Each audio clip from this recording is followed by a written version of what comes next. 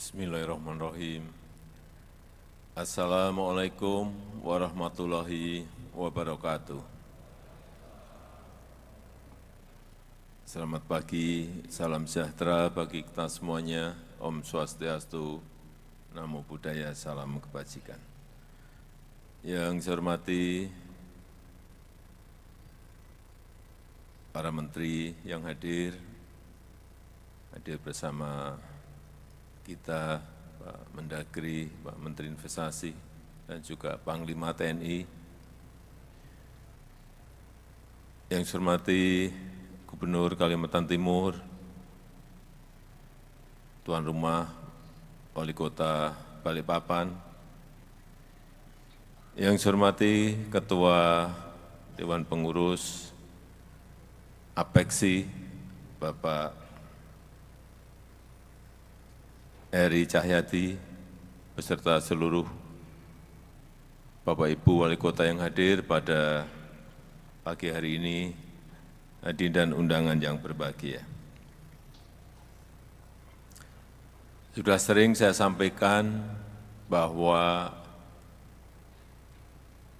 di tahun 2045, 70% penduduk kita ini akan ada di perkotaan, 70%. Kalau dunia di tahun 2050, 80% penduduk dunia ini akan ada di kota, di perkotaan. Apa yang akan terjadi? Beban kota akan menjadi sangat berat. Oleh sebab itu, juga sudah sering saya sampaikan, rencana kota secara detail itu harus dimiliki setiap kota di Indonesia. Sehingga jangan sampai kita memiliki kota yang sekarang ini banyak terjadi di Eropa maupun di Amerika, kota-kota yang mencekam. Karena penganggurannya banyak, karena homeless-nya banyak, dan kita tidak ingin itu terjadi di negara kita, Indonesia. Kita ingin menjadikan semua kota itu livable, nyaman dihuni, dan juga lovable. Orang yang berkunjung ke sana senang ingin kembali berkunjung, dan orang yang tinggal di situ juga sangat mencintai kotanya, karena kotanya memberikan pelayanan publik yang baik kepada masyarakatnya. Kita melihat sekarang ini sudah banyak kota-kota di negara kita itu sudah mulai macet. Mulai macet. Pak Wali Kota Balikpapan sudah macet. Sudah. Saya dengar, sudah. Surabaya sudah macet, Pak Wali, sudah. Sampun Pak, sudah. Bandung, Pak Wali Kota Bandung, sudah macet Bandung, sudah. Medan, Pak Wali Kota Medan ada macet, macet. Oh Pak Wali, macet. Semuanya sudah mulai macet. Oleh sebab itu, sekali lagi, rencana kota mengenai transportasi massal, transportasi umum itu harus disiapkan. Kalau kita bayangannya selalu subway, MRT, LRT, itu biayanya gede banget, mahal. Saya sampai apal. Waktu MRT Jakarta dibangun pertama, itu per kilometer, yang MRT yang bawah tanah itu 1,1 triliun rupiah per kilometer. 1,1 triliun rupiah per kilometer. Sekarang sudah 2,3 triliun per kilometer. Tolong tunjuk jari.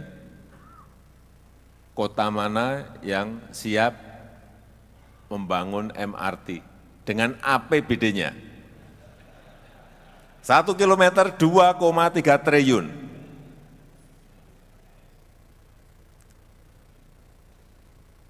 Kalau LRT yang kita bangun di Jakarta, yang kita bangun sendiri,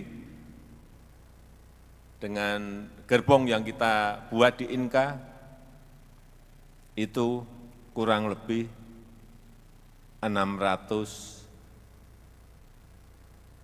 miliar per kilometer. Siapa yang sanggup?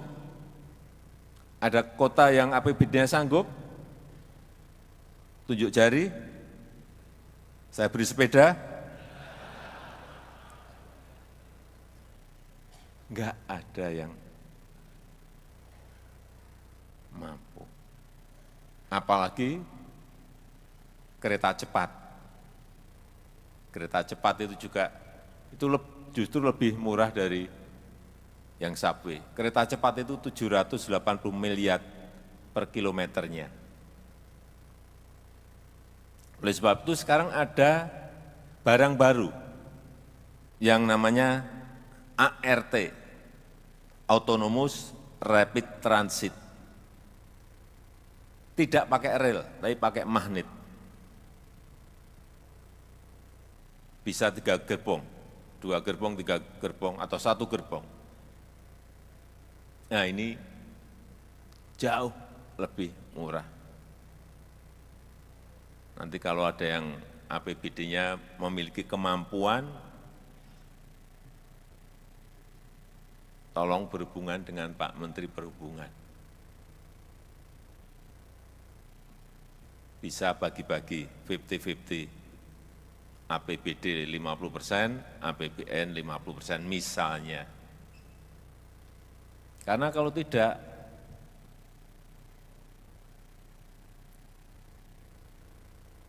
sepuluh 20 tahun yang akan datang semua kota akan macet.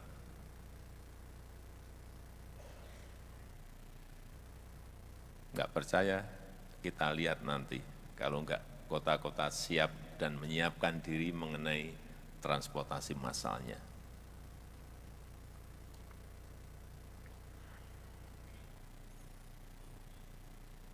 Yang kedua, yang berkaitan dengan kota masa depan itu seperti apa? Banyak di antara kita masih banyak yang keliru bahwa kota masa depan itu harus kota modern yang banyak pencakar langitnya, banyak yang high rise building-nya.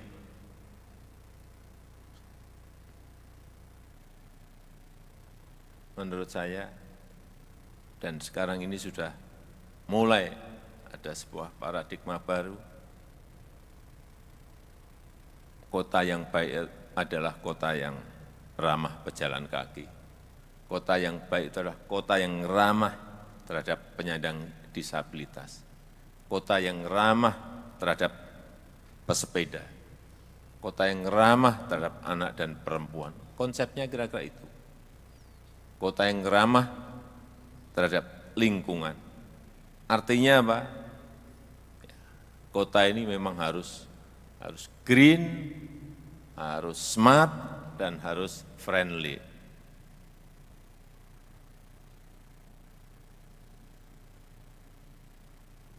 Jangan sampai membangun kota semakin banyak beton yang didirikan.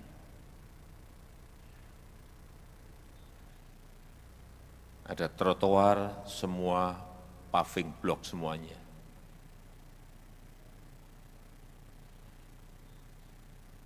Ada mestinya sekarang ini penggunaan paving grass akan lebih baik, akan lebih hijau. Ada pedestrian, enggak ada pohonnya.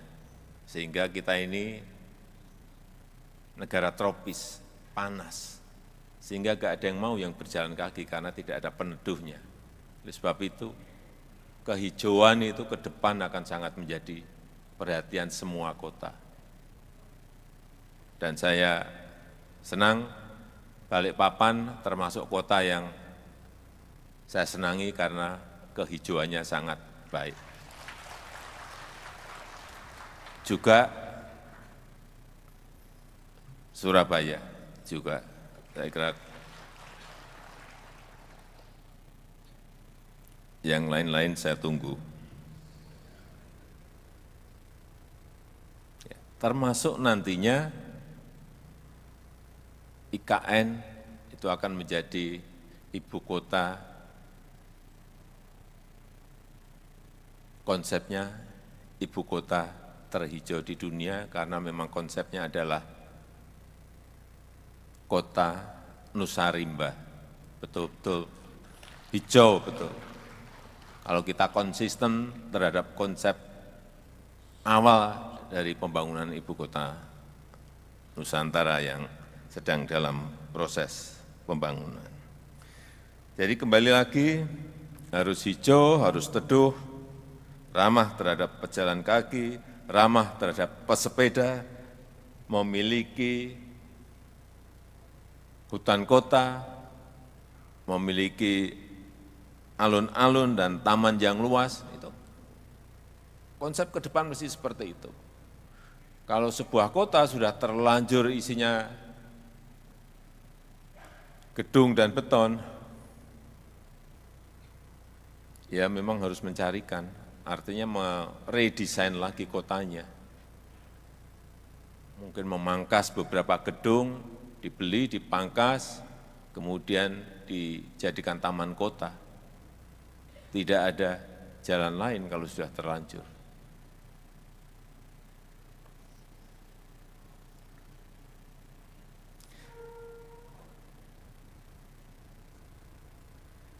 Saya rasa itu yang ingin saya sampaikan dalam kesempatan yang baik ini. Sekali lagi, kota masa depan yang diidamkan adalah kota yang green city, yang smart city, yang creative city, yang livable dan lovable. Dan dengan mengucap Bismillahirrahmanirrahim, pada pagi hari ini secara resmi saya buka rapat kerja nasional Rakernas Asosiasi Pemerintah Kota Seluruh Indonesia APEKSI ke-17 di Balikpapan tahun 2024. Terima kasih. Wassalamualaikum warahmatullahi wabarakatuh.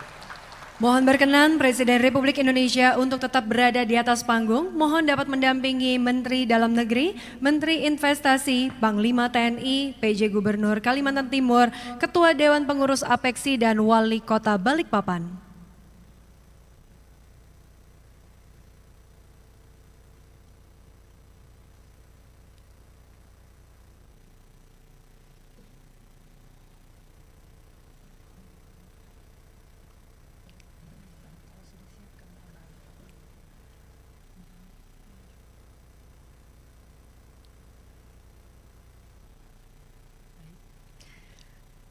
Mari kita hitung bersama di 3, 2, 1. Dengan demikian Rakernas APEKSI ke-17 tahun 2024 telah resmi dibuka oleh Presiden Republik Indonesia.